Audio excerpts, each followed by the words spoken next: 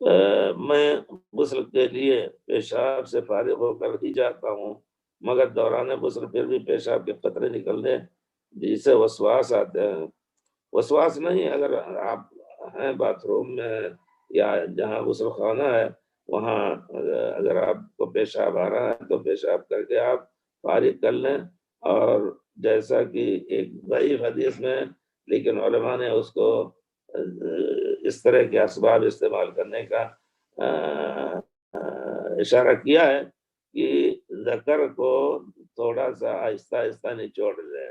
تو جب ذکر کو آہستہ آہستہ نچوڑ لیں گے تو انشاءاللہ پھر وہ وسواس، آپ جب غسل سے فارغ ہوں گے وضو کر لیں گے تو وسواس وہ جاتا رہے گا۔ البتہ اگر یہ وسواس مستمر رہا، گویا آپ کو سلس البول کی شکایت ہے یا واقعی تجربہ ہو گیا کہ پیشاب نکلتا رہتا ہے 1 گھنٹہ آدھا گھنٹہ، تو جماعت بھی چلی جائے گی، تو آپ اپنے کو سلس البول کا مریض سمجھ کر کے، اور پھر جس طرح حکم ہے کہ نماز سے فرض نماز سے پہلے وضو کریں اور پہلے اپنے اعضاء مخصوص کو دھو کر کے اور کوئی چیز پہن لیں پمپیر کی طرح، تاکہ پیشاب کے قطرے باہر کے کپڑے میں نہ آئیں، اور پھر آپ وضو کر کے ظہر کی نماز پڑھیں، ظہر کی سنتیں پڑھیں، ظہر کے بعد بیٹھ کر قرآن بھی پڑھ سکتے ہیں۔ جب عصر کا وقت آئے تو آپ پھر دونوں نمازوں کو الگ اکٹھا کریں، دونوں نمازوں کو دوسری نماز کے لیے بھی وہی عمل کریں عصر کے لیے، کہ وہ جو کچھ جمع ہے پمپیر میں اس کو دور کر کے دوسرا پہن کر کے صفائی کے بعد اور وضو کریں، مغرب تک آپ باوضو رہیں گے۔ اگر گھر میں آپ کو نماز پڑھنا ہے تو اس صورت میں ایک چیز یہ بھی آتی ہے کہ ظہر کو آخری ٹائم پہ کر کے، جیسے اگر ظہر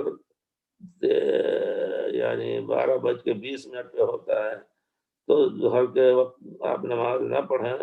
اور عصر کا وقت 3:20 پہ یا 3:30 پہ اذان ہوتی ہے تو آپ 3:15 اور 3 بجے وضو کریں اور ظہر کی نماز پڑھیں۔ اس وقت تک جب تک فارغ ہوں گے ظہر کی نماز سے